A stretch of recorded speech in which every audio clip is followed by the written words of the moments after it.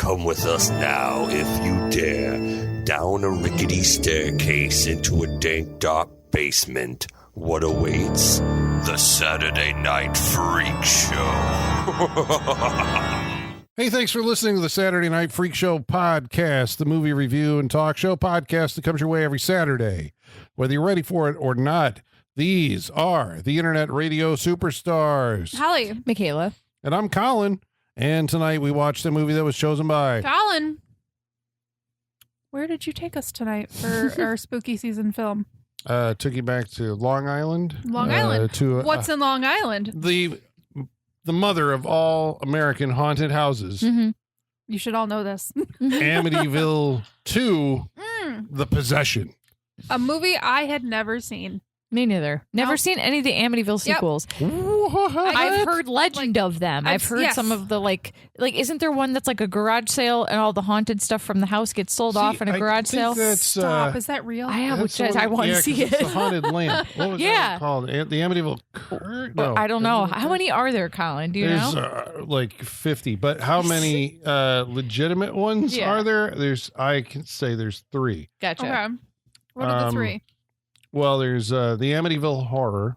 The first. Which came out in 1979 and became a worldwide sensation. I don't know if that's true, but at least it was a North American sensation. It's epic. It's a legendary story, so sure. Yes, because supposedly based on a true story that happened to George and Kathy Lutz and their family.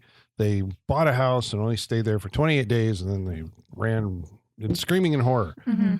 And it was turned into a book by Jay Anson, right? So he writes a book, they make the movie, The Amityville Horror. And so a couple of years later, Dino De Laurentiis, producer extraordinaire, gets the rights, and he makes Amityville 2, and then in quick succession, Amityville 3D, which we actually did on this show. It was a different cast at the time, but you can go back and listen to the Amityville 3D episode, because Amityville 3D came out when, Jaws 3D and all that stuff.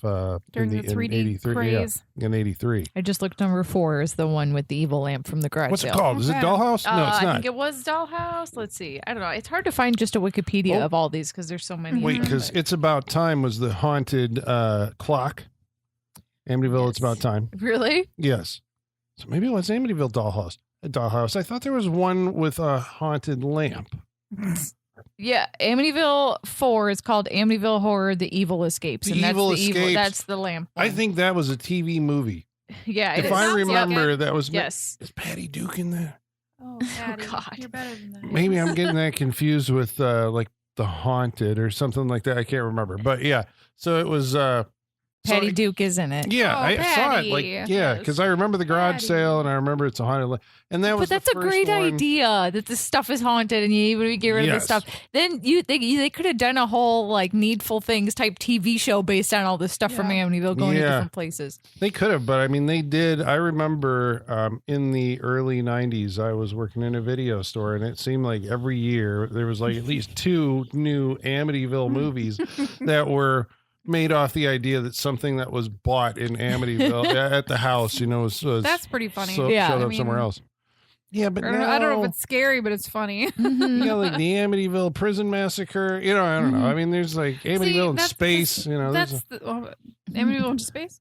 The house goes to space. Wait, I think there's some kind of like the house rockets up. That's what I'm imagining. Well, I've never seen it. I'm not entirely positive, but I'm saying there's a cottage industry of people who just took the name Amityville and attached something to it, and so then you have the Amityville whatever, Amityville, Amityville War. I mean, I swear to God, that one probably does exist. I believe you. I'm very unfamiliar with the Amityville movies and title and. Well, that's what I'm saying. We have to just focus. But it seems like we're for saying sequels, there's 3, although there is a 4th made for TV, so that even doesn't really count. And then there's the initial direct-to-video ones. Have any of them done it where the house is a Baba Yaga and just stands up on its chicken legs and walks away? Because that's where I would be going with it at this point. Yeah, I don't know. Maybe. For all I know, there is. I mean, they say the house is like a living thing in this movie, basically. So now, stop me if I'm wrong, because it just occurred to me there was a legitimate Amityville movie. So there was a remake. Yes, the 2005 Ryan Reynolds one. Stay tuned. We'll watch it eventually.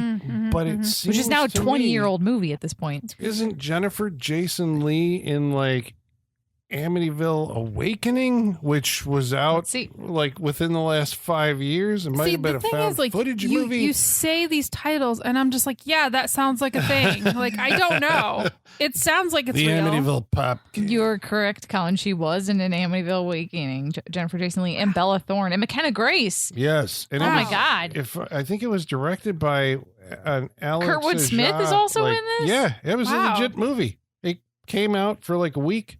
I don't remember. I have no memory of this movie at all. Because then the guy who like directed the Maniac remake do it? Frank Calhoun? Yeah. Is that him? Yeah. Yes, right, it is. Yeah. And Oxygen, he works with Alex Aja. Okay. Yeah. He's a producer on all of Alex Aja movies. Yeah.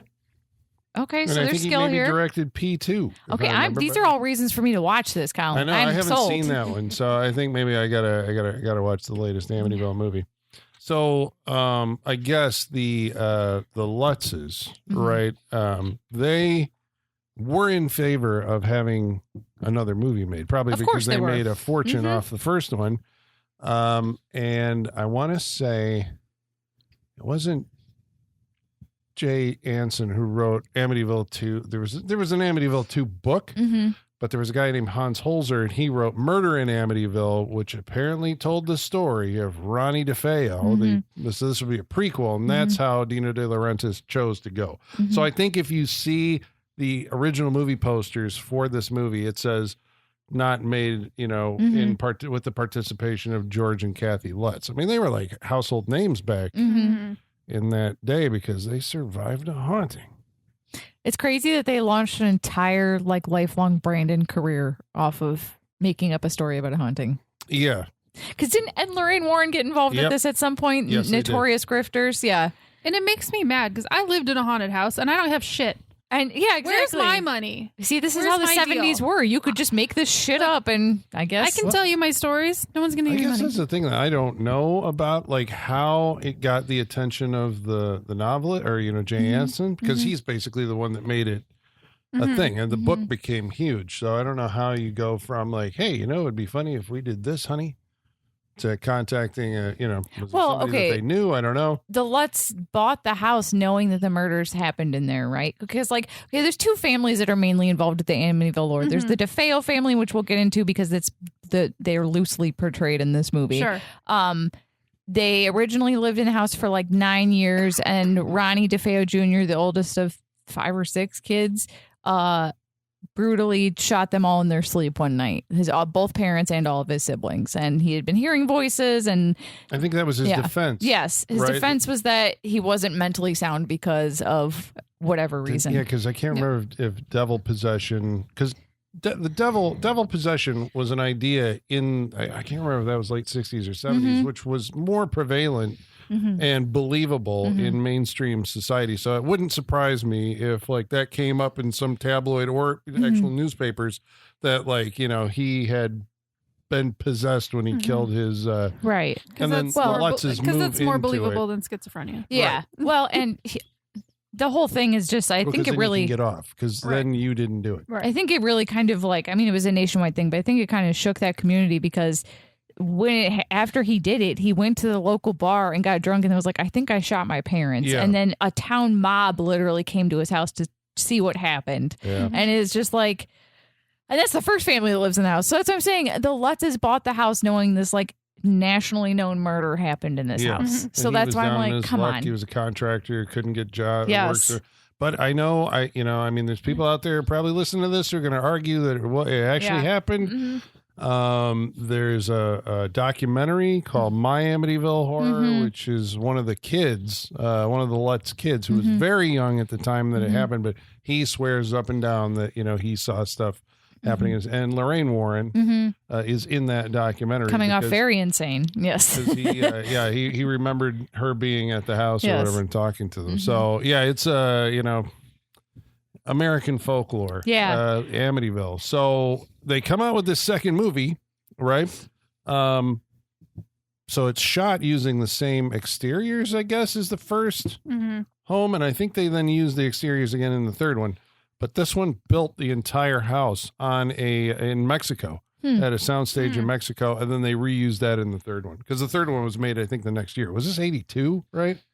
Yeah, 82. Gotcha. And the third one came out like right after, a year later. 83. Where are the exteriors at?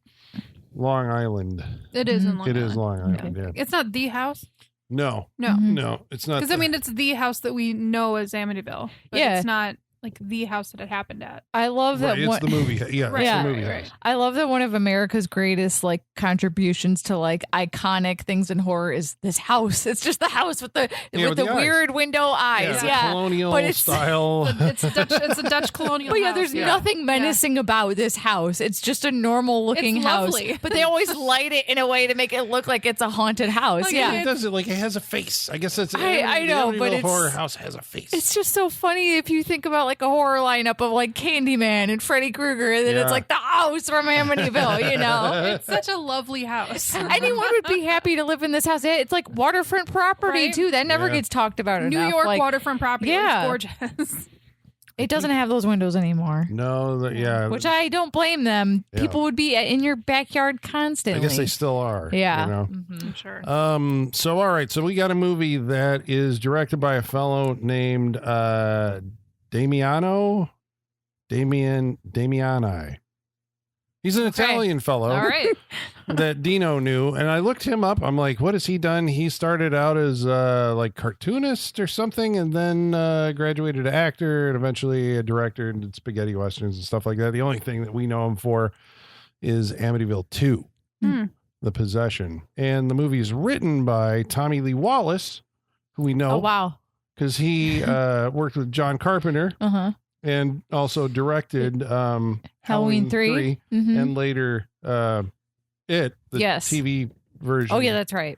And the Tommyknockers. Although, and see, that's who's credited. But when I look it up on Wikipedia, Wiki. tells me that there's another fellow involved, and that is Dardano Sacchetti, who you would know as the writer of many Lucio Fulci movies, including The Beyond and like House by the Cemetery and a lot of Italian horror movies. So this is an Italian horror movie. Yeah. True or false? Works for Feels me. like it. Yeah. It does. Yeah. Okay. Sure does. It's like one of the best Italian horror movies. It is. Okay, that might be a little stretch. Okay, so what is going on? So this is a prequel. So what's going on in Amityville 2, The Possession? Who do we have here, and what are they doing? Well, it's confusing that it's called Amityville 2 because it's actually a prequel. So we got that fun situation because this takes place canonically before the first movie, right? Yes. Okay. Because the poster is going to tell you that. Okay. That so everybody who went in saw that. But before. Okay, you say the poster. It's a full-on paragraph on this. A lot of text. That's a lot of text. I Yeah. used to do stuff like that. I remember there were paragraphs of text on posters. Wow. Remember the Die Hard one? That's like really long. No. Yeah. It's all about him, like, being a cop and being. in the That's wrong crazy that place we and used to being do that. American. Yeah. Okay, so the audience knows this is a prequel going in. Okay. But yeah, I mean, so what? Who are our characters? What? Well, like any haunted house movie, a family's just moving in. Right. So they're moving into the Amityville house. Lots of great shots of the house lurking behind them and creeping up on them. That's how it's shot. It's like broad daylight in the middle of a neighborhood, and people are looking back at the house like someone's watching them. Like, no, it's amazing. That doesn't happen during the day. But this house in public is just evil. And there's a young boy and a young girl. Don't remember their names. I don't know if they were safe. And then there's a teenage girl and a teenage boy. I remember his name is Sonny. Sonny, yeah, he's the Ronnie stand-in. Yes, but Sonny. Trish. Trisha, okay, yeah, and I don't know the other two. No, and then I recognized her though because that's Diane Franklin. You said you knew her. She was in Better Off Dead, and she was in Last American Virgin. I think the year this came out. Yeah, and what else? She was in a bunch of stuff. I saw some other stuff that she was in that I knew. Yeah, because Bill and Ted. Bill and Ted, that was it. Yeah, she was in Bill and Ted. She comes off like really good in everything that I've seen her in. I think she's a good actress. Yeah, I think she's good. One of those like probably stage actors, but is better than the material often that she was saddled with. She does a great French accent in Better Off Dead. There you go. Yeah, she plays a French exchange student. I did not recognize Sonny. He was in like one other thing. I looked him up while we were watching. Wait, is he James Olsen? No. Sorry, Sonny is Jack Manger, and I'm sorry, I never seen he him was in only anything. in one other thing, and I don't remember what it was. So I thought that the star of the movie was Burt Young, Paulie from Rocky, right? Yeah, Yes. sure. Because he comes out. I thought he was the biggest name in the movie, but now looking at it, there's actually a different actor, and that's James Olsen is the main character. The priest? lead, the priest. Yeah. Okay. Didn't know that the priest was going to be the lead. I didn't either. Didn't know that. Oh, we were saying we just discovered like the reason we recognize James Olsen. Oh yeah. I already forgot. he was the general in the yes. Schwarzenegger movie. Commando. Commando, Yes. Yeah. That's right. That's right. That guy. I hadn't seen him in anything else Yeah. this time, but he was in like tons of TV. Lots of TV. McMillan and Wife, every show that was on in the 80s, like 3 episodes at least. Didn't he have like an arc on Little House on the Prairie? Yes, he Like, did. He was like a character in that. Yeah. So I will tell you that when I saw this movie, so I had seen obviously the Amityville Horror, and I found Amityville 3D because I was into 3D movies, and so I have probably seen that one like several dozen times, right? Makes sense. Yeah. And had never seen the second one, maybe because I had heard it is kind of distasteful, the movie. Yeah. So I had either avoided it or whatever. Shout Factory put a box set out, and so I watched it, and then I formed an opinion about it. But I didn't know, right, that I thought that since it was going to be the story of Ronnie DeFeo, that, okay, I know how this movie's going to end. And so I guess my sympathies for who the main character was, since I hadn't looked on the call sheet here or whatever, was like off. And then I'm like, oh my God, this movie still keeps going. Yeah. That surprised me, I guess, first time around. Who'd you think was going to be the lead character? Well, at first I thought Paulie. And then within like 15 minutes or so, I thought it was going to be Sonny. I mean, you didn't think it was going to be Trish? I suppose because we know it's a foregone conclusion. Because we're going to spend the most time with Sonny is what I'm going to say, because I know that where the story's going, you know? Yeah. So I didn't know if he was going to be the protagonist of it, but I'm like, how can you do that? And then I was like, okay, well, it can't be Burt Young because he's the antagonist. Yeah. And I thought maybe because Trish seems to be like, okay, at some point she's the one who like it feels like all this shit is happening to. I mean, to be fair, the movie also doesn't know who the main character is. It's not just the audience. The movie doesn't know either. See, I don't know. It feels like it does because, well, we're saying it's the priest, but they have him in so many scenes in the early part when the focus isn't on him, that when it basically switches over to like, okay, he's the through character, then it's like, oh, this makes sense. I get it. His whole arc is to try and save, No, I get it, but I still don't think it works. So it felt disjointed. You're saying it was like there's 2 movies? Yeah, kind of. Yeah, there definitely was a spot where I thought it was ending, and then it was still another like 10 minutes after that, and I was like, oh, because we kind of that one movie ends, and then like another movie starts almost at that point. Yeah. All right, so that is the experience I had. Yeah. I was curious. Okay, all right. Yeah, it does feel like Ronnie's movie ends, and then it's the priest movie. Okay. Yeah. Okay. All right. So, and before that, it does kind of feel like the first. I don't know. I feel like the first act they don't really know who the main character is. Yeah, because you're following the dad around a lot. You're following Trish around a lot. And you are following Sonny, but kind of like from a distance. Can we just? The mom is the worst fucking actress I've ever seen in my life. She's pretty bad. She's so bad. She's so bad. I'm sorry. You know who she keeps reminding me of? Who? I was actually thinking that she was the mom from Donnie Darko that had the Spark Motion. Spark of Motion. I was thinking that too. Her. No, it's not her. But no, she does kind of remind me of her too. I was thinking that while we were watching it.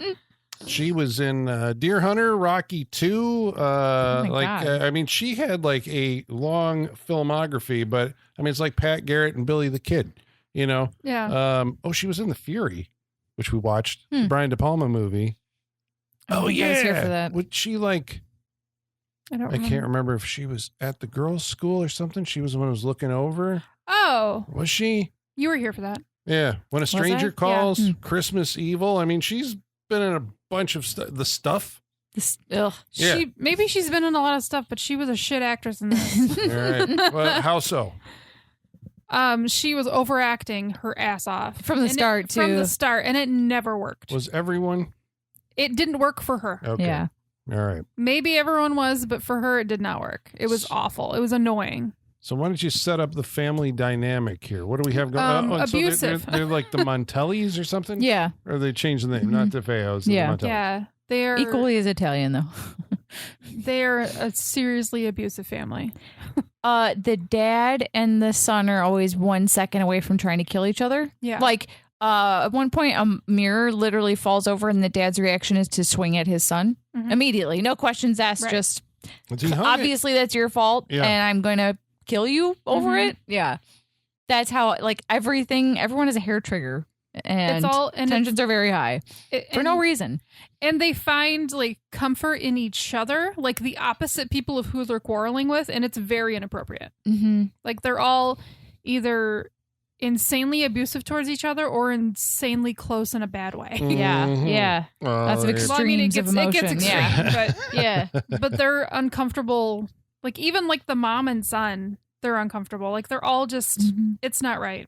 It's not right at all. Yeah, it's a family that, it's because maybe this is also kind of the perspective through which I watched this movie, right? So you'll have to tell me if I'm wrong or not. But I realize that The Shining has come out. The Exorcist has come out. Poltergeist, I think, is the same year. So maybe they didn't see Poltergeist. But like there's clearly, Dino De Laurentiis said, we can take this thing with an Amityville name on it, but we can riff on all these other movies. So it's like a lot of it. So in The Shining. Genius business. Business decisions. I love it. We're going to give you more, because we can do all this stuff that you're familiar with, and we're going to work exorcisms in there.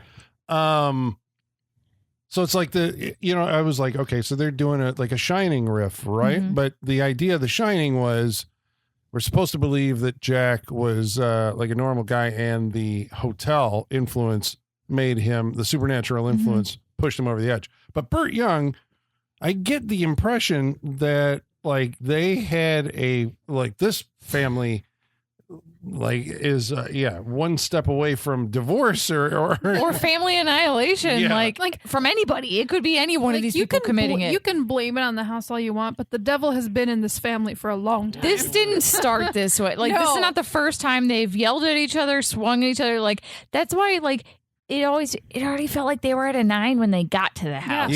They were in the driveway. Not even inside yet. They just pulled up in the driveway the first time, and the father and son were already like at each other. Yep. Yeah, he was establishing you got to say yes, sir, and all this. It's like, okay, so he's the domineering father. What are you smoking? You think that makes you a man? Like it's just it's horrible. And so then they go inside, and I want to say that the first act, right, is like the first 24 hours, not even. The first day that they're in the house, and the amount of shit that happens on the first day is amazing.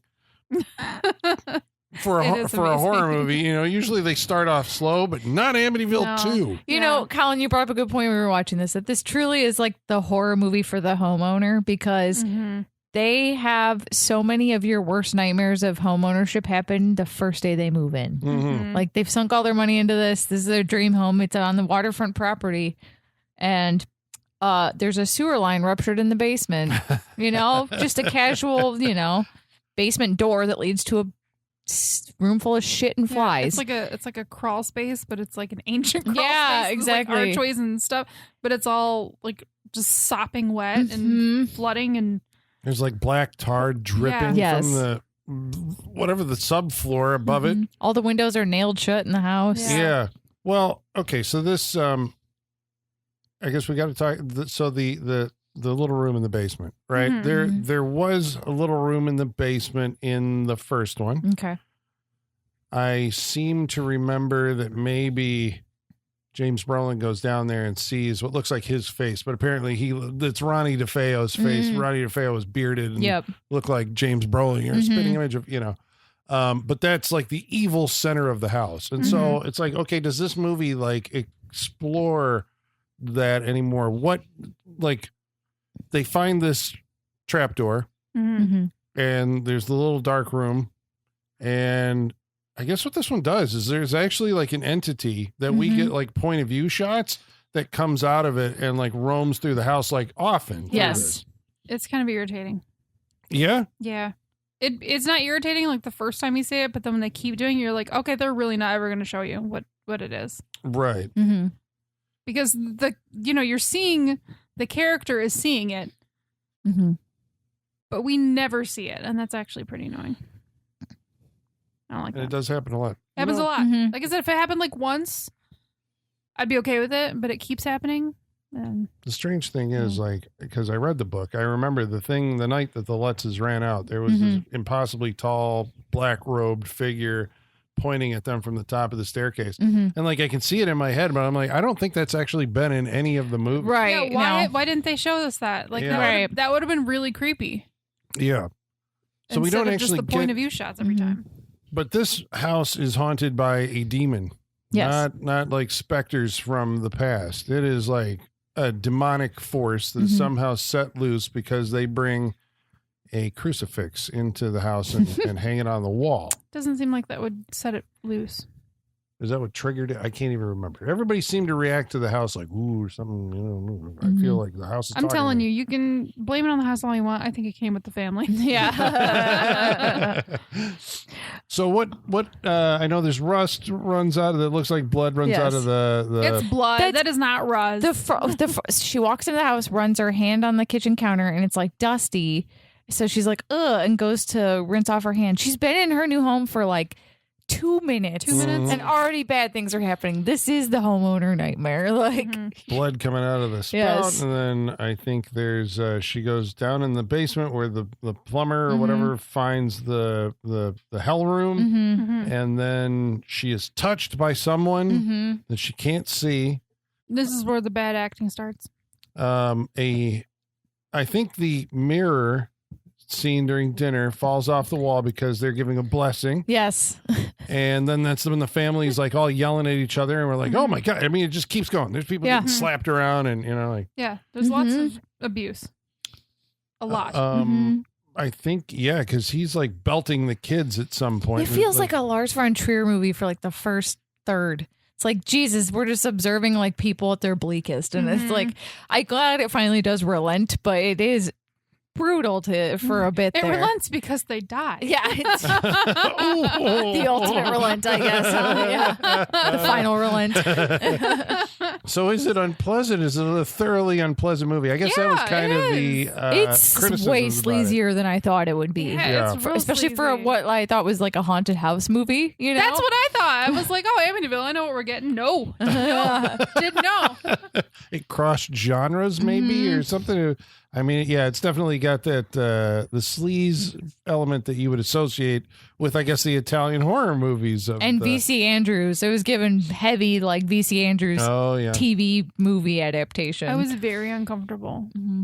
I know it was funny to watch. I think you covered your eyes. Yes, like, oh my God, I was like, no. Yeah, it was too much. I was doing that thing where like I didn't know what to do with my hands. Yeah, they were just frozen. Up, just frozen. I didn't know what to do. I wanted it to stop, and I couldn't make it stop. It was the ultimate slow car crash. That scene felt so long, and we knew where it was going from the moment he said, let's play a game where you're the model and I'm the photographer. I knew where it was like, going when he said, you're so beautiful to his fucking sister. Yes. Yeah. Because then this is the demon doing this. Well, see, that's why that's always the thing that I go like, okay, is it, once you're in a haunted house movie, right? Is any behavior that anybody does influenced by the house? I guess it's horrible if we just say, oh, this is people doing it. Right. And then the whole idea that they're like, well, there's, other forces at work, then they weren't really in control of themselves. Like they were guided by the devil. So the entire family is under the influence? I don't know. That's what I'm trying to get. Just was Sonny? Polly? Was Mom? Was Trish? I don't know. I don't think Trish was under the influence. I think it was only Sonny. But I'm also like basing it on what I know about like the real story, you know? So like, because in the real story, Ronnie DeFeo Jr. said he had lots of hallucinations and was hearing things, especially once they moved into that house. Yeah. Whereas like, I don't think any of the other kids had a similar experience. And like Trish like tries to go to the priest and but then she also says she doesn't feel guilty. And I'm like, oh. Well, later. But see, that's what I'm saying is she like corrupted at that point. Like, you know, it's like she tells him, Sonny, that she doesn't feel guilty about the fact that they went all the way. She tells the priest. Brother and sister, folks. That's who we're talking about, unfortunately, in a very long scene. That we see. Which I think was actually trimmed because the audience was like, oh, God. No. God, that means they shot more. Apparently they shot other stuff. Apparently there was a rape scene between, I'm going to say Polly, but it's not Burt Young and Rutana. Well, I'm surprised, like, honestly. Well, that gets mentioned. Yeah. That gets mentioned a couple times, and I'm surprised they didn't go for that. And I'm fine with it. Yeah, I'm fine with it, yeah. I am fine with it, but I really was like, oh, fuck, we're going to see that. And when this incestual rape scene happens, I just think like there's no hope for anyone in this house, so just let them all die. Be more merciful than what they're living through. Well, like literally the next scene, like he is looking at, it's his birthday, right? Yeah. And they're throwing him a birthday party, and he's looking at his family, and you hear his voice say like, wouldn't they just be better off dead? And I'm like, yes, I think they would. Yes, they're living in like their all own personal hells right now. This seems awful. I don't like, think you're wrong. Yeah. There's either beating or raping happening at any hour of the day. It seems like this shouldn't be happening. And these people maybe shouldn't exist. Yeah. So yeah, at that point, it's hard. Like, man, I know like characters don't have to be perfect victims, but it is hard to feel bad for some of the people in this movie because it's like, you're all so terrible. Yeah. I guess that's it. It's not really giving you anybody to latch on to. No. Yeah. Maybe the little kids. But they don't have like, really a point of No, view. but yeah, because like you said, I don't think Trish is under the influence, but like she doesn't stop anything that happens. Right, because she does confess to the priest, but not really. Yeah, not really. And while it's happening, like she does not say no. She does not like try to. She goes along with it. Take off your nightgown. Okay, just for a second. Yeah. Like, what are you doing? Right. You psycho bitch. No. So it's mom then. Well, and with the kids, I guess there's two like poltergeist like scenes, which I was like, oh wow, this actually like is a big kind of set piece moment for a haunted house. Right. What was the first one? The paintbrushes. In the kids' room, the paintbrushes like dangle in the paint, and then what do they like? Dishonor thy father is on the wall with like a big dragon kind of like illustration. Dishonor thy father, pigs. Kill the pigs. And he comes in and immediately starts Charles Manson right? reference. Yes. Yeah. He comes in and sees that and is like immediately starts getting the belt out, and then a long scene of domestic violence follows. Which I think is that the one that ends with, I mean, like it's like operatic, right? It builds and builds, and you're already like at a peak. Yes. And you're like, how the fuck? Like these scenes go wild. Yes. To the point where I think in that one, Sonny gets the rifle. Yeah, and points it at his dad. And holds it to his dad's neck. Yeah. And you get the impression from Dad's face that he's actually happy that his son He's is like, he's got balls. Yeah, exactly. It's fucked up. Yeah. His whole family's fucked up. And like, how do you recover from holding a gun at your dad's neck? Like, how do you rebuild a relationship and move past that? I don't think you can. Like, I think this is it. Like, but somehow they do like that scene at the birthday party where like he goes around hugging everybody. Mom knows that like, oh, there's something going on between him and the sister. But then it culminates with him hugging Dad, and they're like, "Oh, okay, everybody's all great together again." Jesus Christ, we're back. There was another scene involving the kids. Oh, okay, so Mom goes to church. I don't think Burt Young does. Whole family goes, but he doesn't go. And so she strikes up, like, introduces herself to the new priest. And this is Father. I can't even remember his character's name. This is the James Olsen character. They pretty much just call him Father and Priest. Yeah. Because later, like, Sonny's calling him by his name, and I'm like, I do not. That's a mouthful. Don't remember. Father Frank Adamski. Okay. That's not really. Okay. I remember the other priest calling him Frank. Yeah. So Father Adamski is brought over to bless the house, as you do, I guess, in Catholic households, and is shooed out, I think, by both. Because he tries to intervene in this domestic violence situation, and the dad's like, "Don't tell me I discipline my kids. Get the fuck out." That's because that's the other set piece. The kids go to get him a glass of water, and then one of them tries to kill the other. Yeah. By putting a plastic bag on his Oh head. my god, the jump scare from Black Christmas, one little kid doing to the other was like so for fucked real. up. Yeah, it was like, Yeah. child endangerment, but This movie is fucking dark. Like. And she's just like, I'm trying to kill you. It's like, oh my god. And we talked a little bit off mic. I don't know if we really talked about it much here on the show, but we kind of find the original movie to be kind of boring and not very scary. Yeah. So this movie being so in your face about all of it is really like a hard left turn for me, from what I expected from this movie. Let's just say the demonic stuff, the supernatural stuff, not the scary part of this movie. No, it's the real human stuff. The real stuff that's really terrifying. The abuse, the rape, attempted murder on siblings. It's fucked up. Yeah, I know. It does kind of make the first one look very mild in comparison. Yeah. Like, I don't know. I never. There wasn't incest in the first one. Right. Yeah. I mean, the first one. I respect that about it. That is, I suppose, part of, Amityville horror stuff. I like the fact that they do kind of bring that into this one. The idea that the house, is costing you a fortune. Yeah. Because of all the stuff is like breaking down. The pipes just bursting. That was one of the scariest things that happened in this movie. Just a basement pipe exploding out of nowhere. Oh, yeah. That's all a nightmare. All of a sudden, the electrical just blew up. The house blows up multiple times. Yes. I know there was one it's time. It's indestructible, apparently. That Sonny, I think they all go back to church to apologize to the priest. Because that scene with the kids where, like, all of a sudden poltergeist happens and the entire kitchen is trash. Just things flying around. The refrigerator just, like expels like everything in it, and it's just completely trashed. Sonny shook the priest's hand, and that's what the house rebelled. Yeah, and the kitchen just trashed itself, and then of course Dad comes in and is like, "Oh, you guys fucked up the kitchen. I'm gonna fuck you up." Yep. Yeah. Get out, priest, and then so he slaps his daughter in front of the priest. The priest is like, "Bro, don't hit the kid." Right. So they that's when they all go to church to apologize. Sonny stays home, and Sonny has an occurrence in the house. I think where basically he's pursued around the house by the point of view entity for a long time. Yes. And then it sits on his stomach or jumps up and down on his stomach. That's what it seemed like. Yeah, I was really unsure of what was happening in the scene. I still don't entirely know. It's Yeah. got some cool effects work.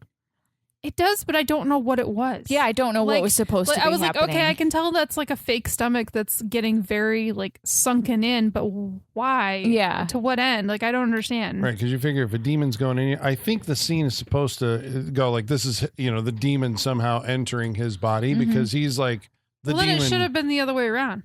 It should have been expanding. Right. They got it backwards. Yeah, it's a cool effect, but you don't get it. It's like, what? Okay. See, I don't even know if it was a cool effect because all I saw was just this stomach sinking in. And I was like, he's laying on the bed. I can see how you did it. It's not that cool. Right. I need something a little more. Well, then he starts getting bladder effects work. That was more cool. That was way more cool.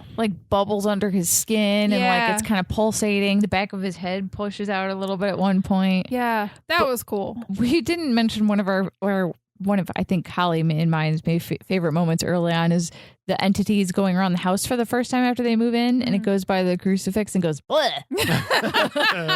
It's audibly disgusted, and then it gets a sheet and carries a sheet and throws it over the crucifix. Yeah, so funny. We're not sure, but it looked cool. A lot of wire work. But demon dry heaves at the side of a girl.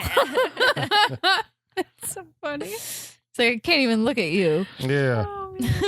Oh, it just wanted the crucifix out of the house. Maybe they should have taken off the wall and just hucked it in the yard a long time ago. That's right, because that does have a payoff. Yeah. After the murders, the crucifix has been chucked out the window. Exactly. So that's all it took the whole time. Just huck that thing in the water out front. So the priest does return. He does bless the house when he blesses the bedroom, the marital bed. Blood explodes out of the marital scepter. Bed. Why do you gotta say it like that? Well, because that scene was great. I mean, just It's like, okay, bless the bread too, Father. And so he throws, shakes the holy water scepter, and all of a sudden she starts screaming, and she screams for like 2 minutes straight, and there's blood all over the place. He's got blood all over his hands. He has to go and puke in the sink. And then it was all like, nope, it was just a vision. And he's like, this house is possessed, and we need to do an exorcism. I mean, yeah, sounds like a plan. Yeah, but unfortunately, the Monsignor. Oh, Monsignor, always in the way. Do you recognize him? I did, but what did I know him from? The Monster Squad. He's the creepy German guy. Oh, there we go. I knew he was familiar. He's also in V. It's Leonardo. Of course. Cimino, Everything goes back to V. Yeah. Oh, there's another one. So can't wait. Well, because the priest has like a hunting buddy. They were like, who is this guy? And his then partner in life, you mean? Well, that's not how it plays. And then it's like, he's like another priest. I'm like, okay. Yeah. Well, that's Andrew Prine. That's all you are. Okay. Yeah. Who was in V. All right. Well, Andrew Prine, he's one of those guys who, because I think he was maybe in like a bunch of Westerns, but we remember him fondly for Grizzly. And Gotcha. The Town That Dreaded Sundown. Okay. Gotcha. And I want to say like one of his final movies was The Lords of Salem. He was in it for like nice. Oh, wow. He was John Hawthorne. Nice. Just a little bit. That's so cool. Okay. So because you're going to have, they've seen The Exorcist. You're going to have two priests. Yep. Have to, team up in order to. They're just, more special friends. Yeah, yes. They're roommates, maybe. Yeah. So he's told no by the church. Church says no. And I think that sets up, because of the hunting trip, he doesn't answer a phone call. The priest doesn't answer a phone call from a despondent Trish who has really been trying to tell him something. And so he doesn't answer. He goes hunting. And then that night, what happens?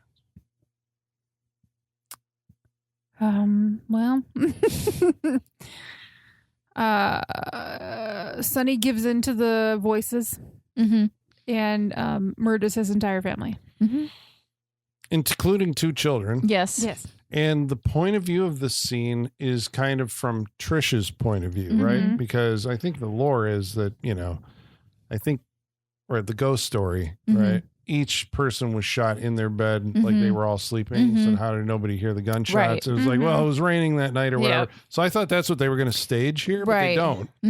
Everybody's active and up when this is going on. He goes to his parents' room first and blasts them, and then goes hunting for the two little kids, and Trish is like aware of it, I guess, right? And running around the house, and then eventually she also falls prey to Demon Sonny. He's always transformed. Yeah, the more possessed he gets, the more his like face kind of contorts, and it looks like a little green, and then it's like full on layers and layers of crazy makeup in the third act. But Exorcist makeup. Not really. Quite. It's a different look. It's a different look. I mean, I guess there's similarities, but it's more Italian. Yeah, I think so. Well, it's actually, we were looking at the end. John Caglione Jr. was the special effects guy, and I was like, well, what do I know him from? He did Basket Case. Yeah. Before this, he did Chud, which we just did, which you might be like, oh, really? Yeah. There's a couple scenes towards the end. I'm like, yeah, that makes sense. Like a Chud, yeah. Yeah. So Sonny has been arrested for the crime, but he mouths to the priest, I don't remember. Which, like, here's where it feels like the movie maybe ends, or like the movie's over. Okay, no, there is a whole third act. This is the end of the second act, really, and new characters are introduced too. Yeah, because we got Moses Gunn as a police sergeant who apparently once saw a possessed person, and the priest is trying to convince the police inspector to let Sonny go so he can be exorcised, right? Because I think that's basically the focus of this next thing, is that the priest is like, no, we have to perform an exorcism, and I'm going to do it whether anybody is cool with that or not. Which, guys like this are the reason why we got the movie The Last Exorcism, remember? There were so many people going rogue without the approval of the church that it was causing a liability. I love when movies overlap like that. You see the other side of the same story. And we also have like the courtroom drama. Yeah. Because time passes, we see the snowy Amityville house, right? What happens in court? What's the defense? That he was possessed by a demon. Possessed by a demon. Yeah. The devil made him do it. I like that the lawyer stands up and it's like he just hates himself for saying the following words. He's like, well, he was possessed. Yes. Yeah. Not guilty. He's like, what do you mean? He's like, possessed by a demon. He's like, he hates himself. The irony is, when I picked this last week, it was because not too long ago there was the fourth Conjuring movie was in theaters, and I'm like, well, they did kind of touch on Amityville in what, Conjuring 2? I think so. At the beginning, right? I've lost track of the And movies. then they had the devil made me do it courtroom defense in the third one. And I had just seen the fourth one. I'm like, we should do it like an Amity. Go back to like actual Amityville movies. But the Warrens do not show up in this.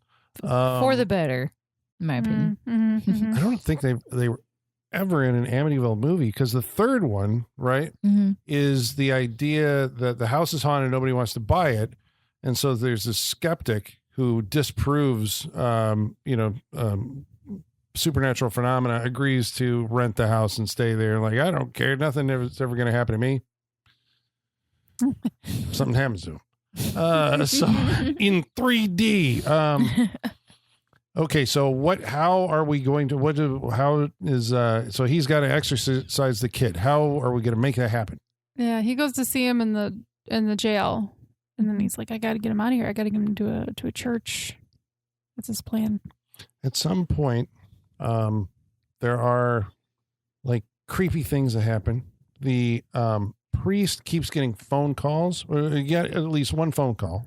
A phantom phone call, from Trish.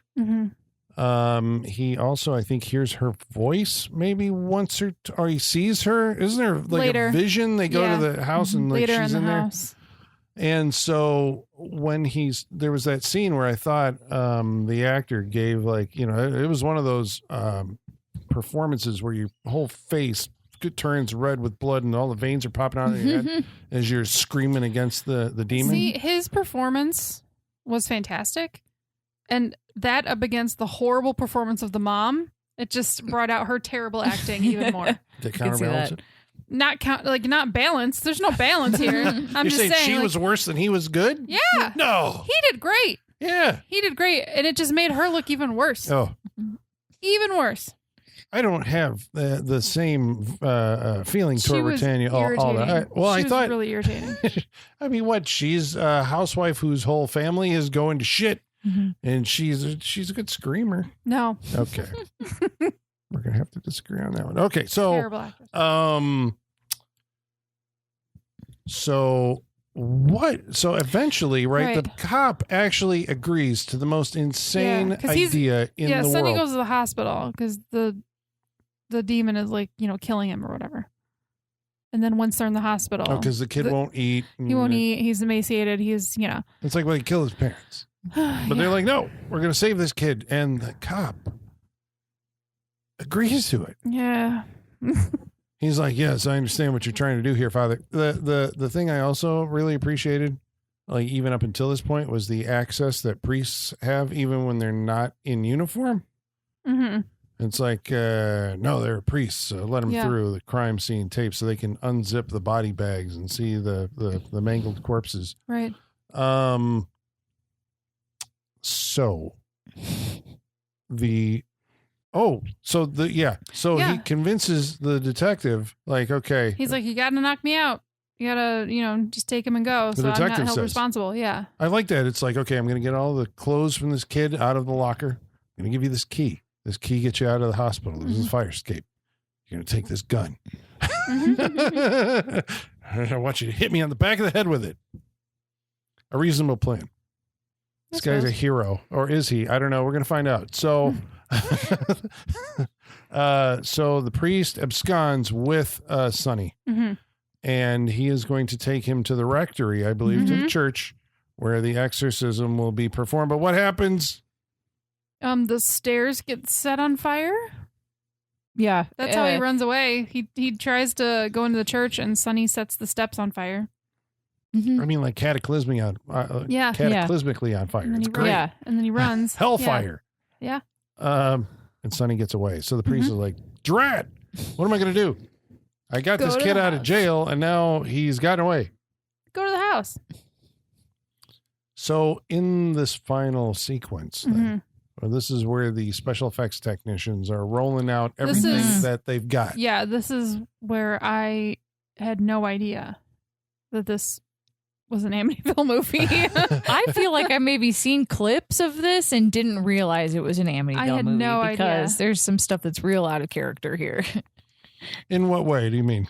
They're usually not this gory. You said that he did the effects in Basket Case? Yeah. Yeah, that's why I don't expect. Yeah, Yes. like we said, the first movie, like it's not particularly gory. It's pretty tame. Like it's a lot of just flies and blood splatter, and that's kind of most of it.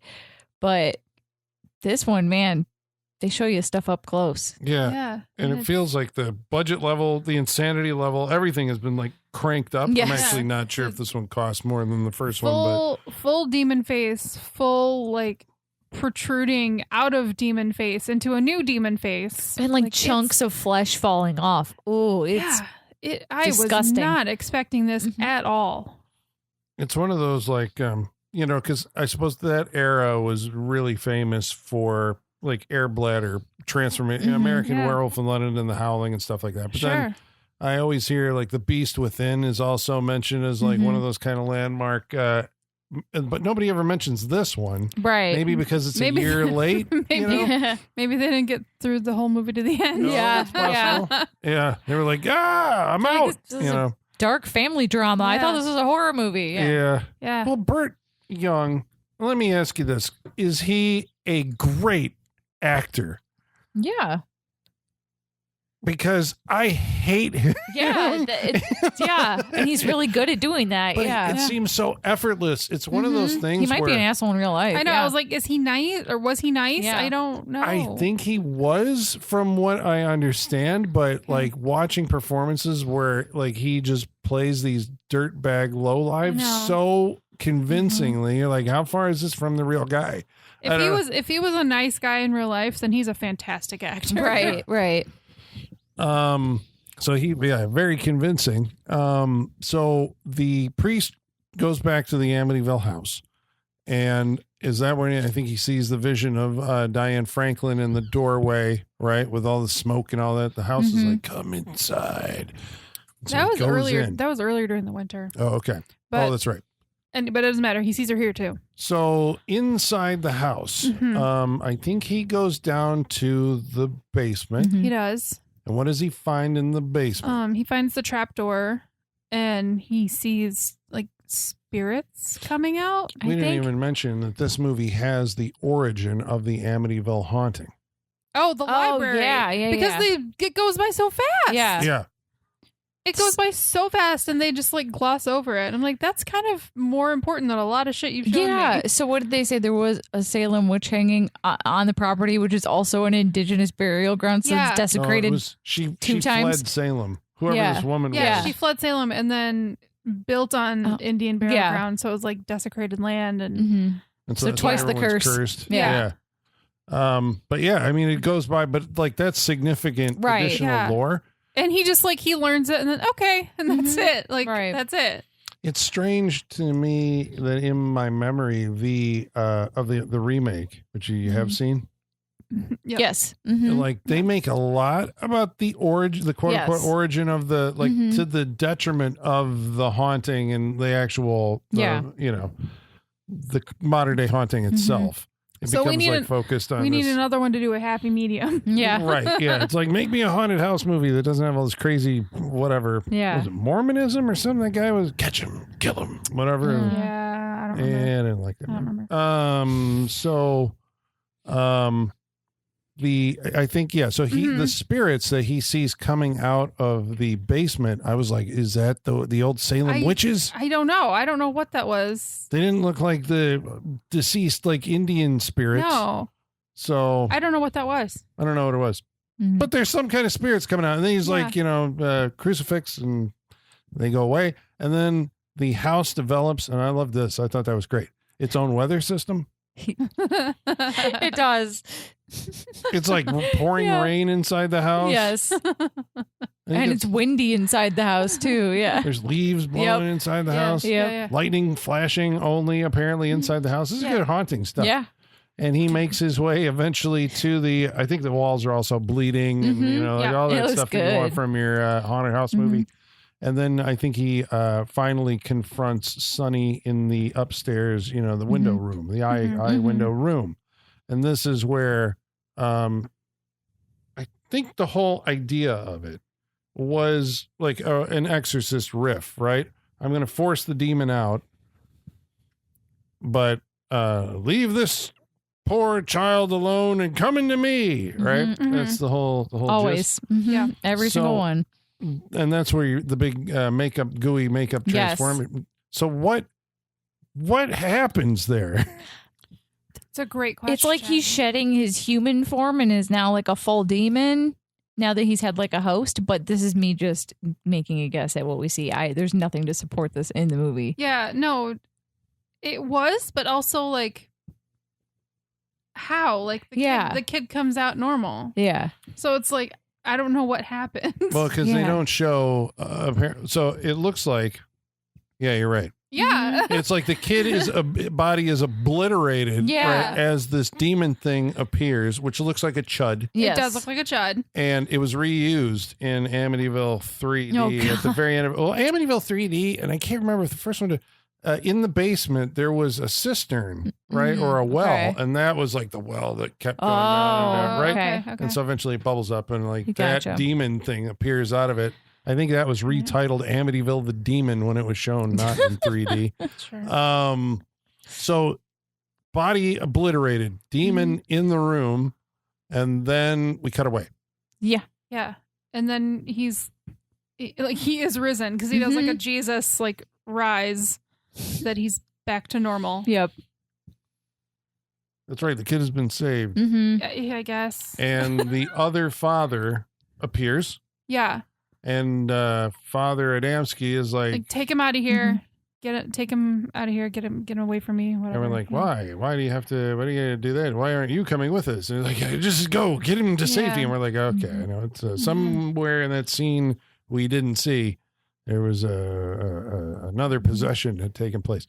But okay, so two concluding scenes. One is the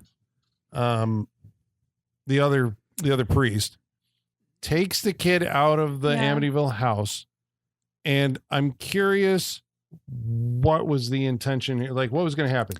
You have a murder suspect who apparently a priest knocked a cop out and stole him and took him out of the hospital. To the house, and the cops show up at the house, and here's another priest bringing this kid out. And what does he tell? What does he tell Sonny? Because Sonny now is like, I think he's just like, everything's going to be okay. We're going to tell them what happened. They'll believe us. I'll make them believe. I'll make them believe. Yeah. Fuck you. You're taking your faith too far here. Yes. Congrats. It's not how the real world works. Yes. No. You don't remember it, but you were also, going away for the rest of your life. throughout like any of this. So how do you know? Like, what are you going to? No. So he gets loaded in a police car. Sonny gets loaded in a police car, and away he goes back to, well, I don't even know if the trial is over yet. I mean, he's going to prison. He's going to prison. And what became of Father Adamski? Yeah, he's huddled in a corner, sweating, saying, Father, don't forsake me. And then as he's praying, his skin starts doing the bubbly thing. Dun, dun, dun. But slow fade out. And, no, there's one extra shot. And that's a pullback from the house. Oh, the house with the for sale sign. Yep. So now the Lutzes can buy it. That is the great thing about having a house be your villain is the next setup for the next story is just that family moved out and the next one moves in. Built-in sequels forever.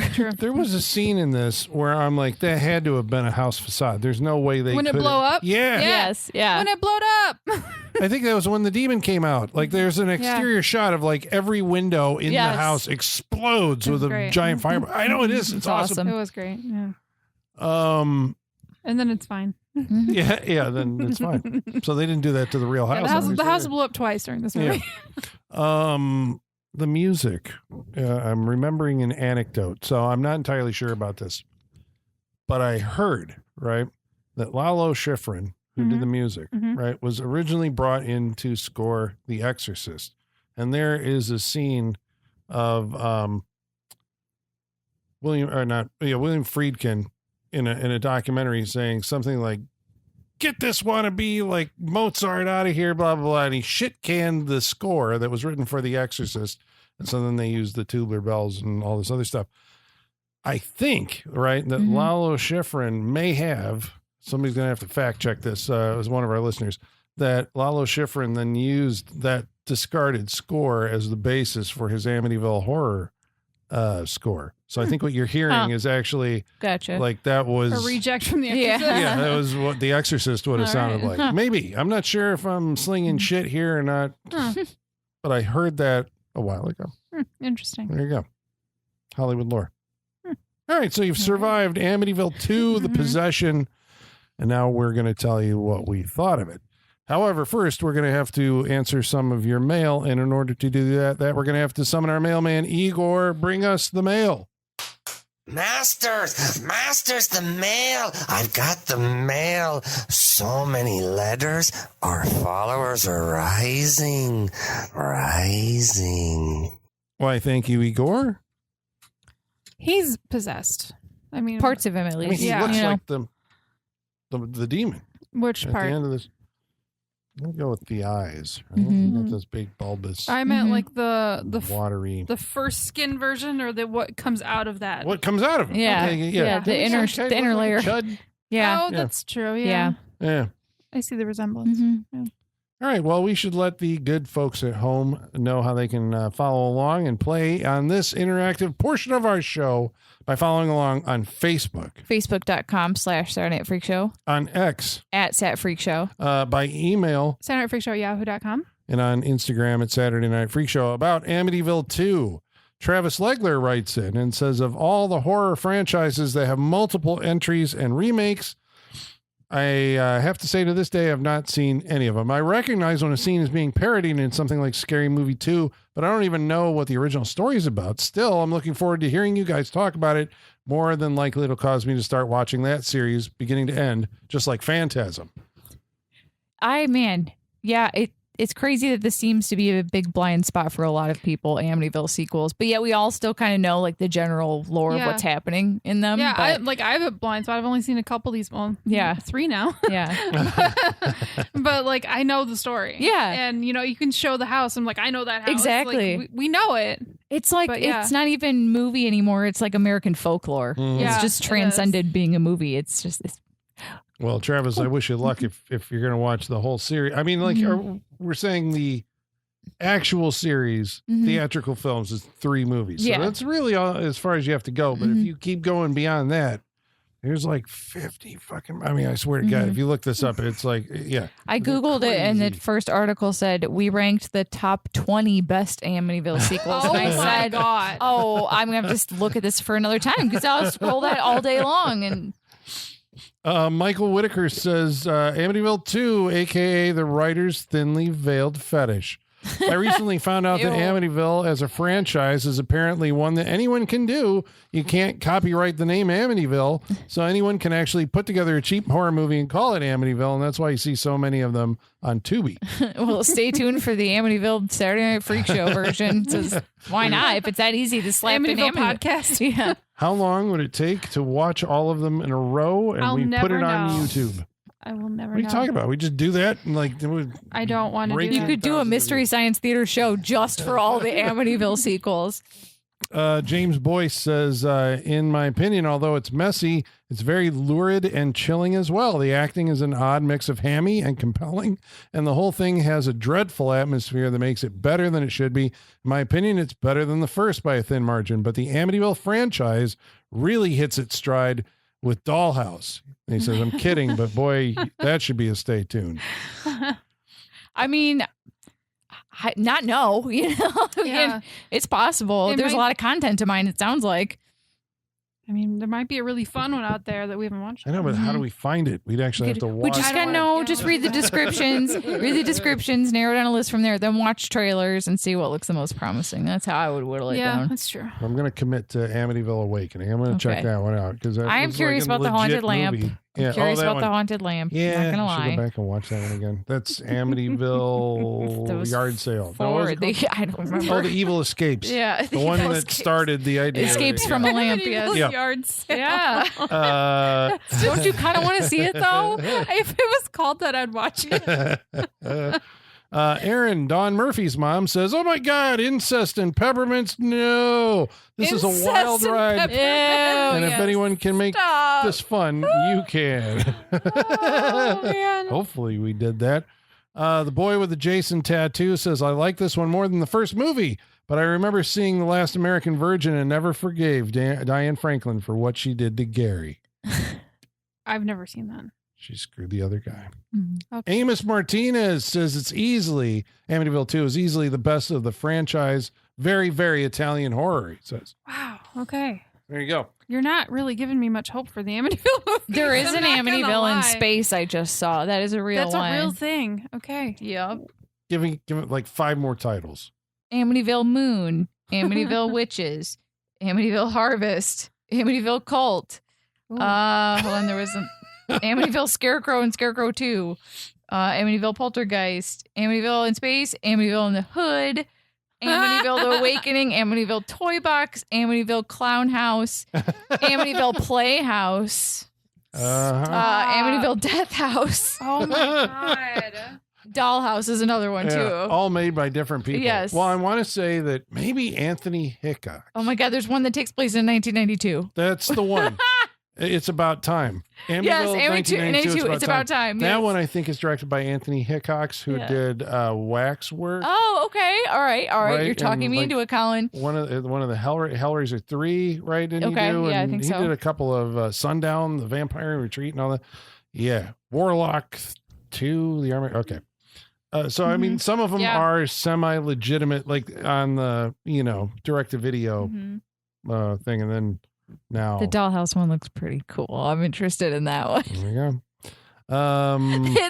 The picture is literally a couple looking at a dollhouse that looks just like the Amityville house. Yeah. I remember the that picture alone is selling me. Holly, I need you to see this. This looks like it could be a scene from Ghost. Oh, that's not the poster. That is the actual. Yeah. Okay. Yep. Wow. They're just like lovingly looking at this replica of a murder house. Jesus. All right, I'm interested. We want to thank each of you for writing in. And now we're going to go around the table and tell you what we thought of the movie, starting with Michaela. What did you think of the Possession? The Amityville 2, the Possession, but really the prequel. I thought it was bold and probably tasteless to just like take the DeFeo story and slander that family even more. Like, boy, to imply, I mean, I don't know, implying, but like to say, hey, this family was so fucked up in so many ways. There was like incest and rape and there was violence and all this other stuff. It's like, boy, they're already victims. We already know they're all going to get murdered. Come on. Like, this seems a little extra mean-spirited than it needs to be. But that being said, I was never bored. I never knew where it was going. And even though I knew the DeFeo story, like there was so much supernatural and other things happening that I didn't totally know where the movie was going to go. I was surprised to see the court scene stuff because I thought it was going to end before that. But I do love that Amityville as like a idea occupies like the same space as like Mothman, right? Like it's this part of like American folklore at this point. Like you said, everyone knows that house. And we were talking about it while we were watching it.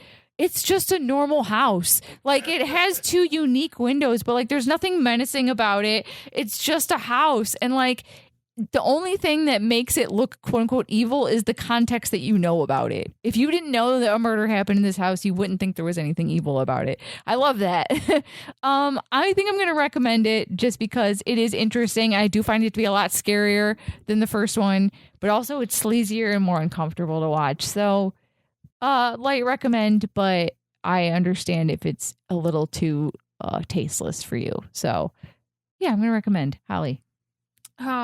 I think you nailed it by saying bold and tasteless. Yes. I think that pretty much sums it up. This was a roller coaster of a movie, and it was really bleak, but then it was really bonkers. Like it just, but also like in the middle, I was bored. So it hit all these levels that I was like, what movie is this? What are we doing here? And I know it's an Amityville movie, but it seems completely independent of that. But also like every Amityville movie kind of seems like it's probably like that a little bit. Yeah, I was not expecting basket case and chud level effects at the end. That threw me. I wasn't expecting a possession movie, even though it's called Possession. I was thinking like the house is possessed. I wasn't thinking like demon possession. I don't know why. But this was a surprise from start to finish. But I also didn't enjoy that. It definitely does things you're not going to expect. And if you want to complete your checklist of Amityville movies, you should, watch it for sure. But I don't think it was for me. It was bold and tasteless and not the kind that I enjoy. Yeah. Not the kind that I enjoy. So I'm going to pass. I don't think the Amityville movies are for me because I've seen 3 of them now and I haven't liked any of them. Yeah. So I think they're just not for me, even though I like a haunted house movie. But I'm going to pass. Colin, what'd you think? Well, saying I'm drawing a line saying there's 3 Amityville movies. I am reappraising everything after having seen this movie. I'm saying this is the best one. Like the first one is, it's not very well made. Is I think part of the problem with the first movie. It's not a very well directed movie. It's not a very good horror movie. It's not really a good movie. But I think it scares everybody, who's ever been a homeowner, right? I mean, that's a horror movie. And the third one, which I like quite a bit, but I like it because, not only it's 3D thing, but the idea of like a skeptic, he brings in, the investigators and all their gizmos to, I might like that one. You might. Yeah. I mean, it feels a lot different than this one. But this one was like, when I saw it, I was like, oh shit, like this is it's like the bonkers Amityville movie. Everything's cranked up. Like I said, every scene is so melodramatic and every scene starts at like 10 and goes up from there. It's like, how can you, it's unpleasant. Yes. And I think that is what kept me away from it for so long. Was just its reputation. And then watching it, it's like, okay, yes, it's unpleasant, but it is so cranked up and so over the top. And it eventually goes into like, I guess your impression, my thought of an Amityville movie is that it's all going to take place in the house. And so it was surprising to me when this one left the house for like most of the third act. We were outside of the house and then you got all these like, what you remember from great 80s makeup effects is in this movie. It's like, and nobody really, mentions it on the, whenever they're talking about those. I mean, I agree with whoever wrote in and said that, the acting ranges from, the writing is really poor. Okay. I'll grant you that. But like watching these actors all delivering, I like had a lot of fun watching the actors act because they would act in like long scenes. I think Leonard or Leonardo Cimino at some point was like almost on the verge of forgetting his lines on the, or the next word when he was yelling at the priest. Oh, he's coming back. There was a lot there. I mean, just they play out these scenes in like big master shots. I mean, it's a fun movie from that perspective, I guess, to watch it. The makeup effects, the just the physical production of it. It's a much better made movie. I guess that's what I'm going at than the first movie. There's a lot more skill in the technical, like the camera work and the shots and, all that. I really like it. Like this is like, if you're going to watch an Amityville movie, it's like, watch this one. I don't know if you get the, the Lutz story, but I think this has become, I think, my Amityville movie so far. So there you go. You got 2 for, 1 against. Amityville 2. Not offensively against. Right. I get it. I'm very on the fence with mine too. Yeah. Well, yeah, it is. I mean, when it starts getting into the incest stuff, it's like that is just cringe inducing. But that's, I guess I take that is the intention of a horror movie. It is also horrifying. Yes. Yeah. It's like it is to make you uncomfortable. And this movie does it. Yes. I was quite uncomfortable. Yes. Okay, so this might be is the next movie the Halloween episode or it comes out right after Halloween? Yeah. Okay. So it's the spooky one. That's right. You pick. Who's picking next week's movie?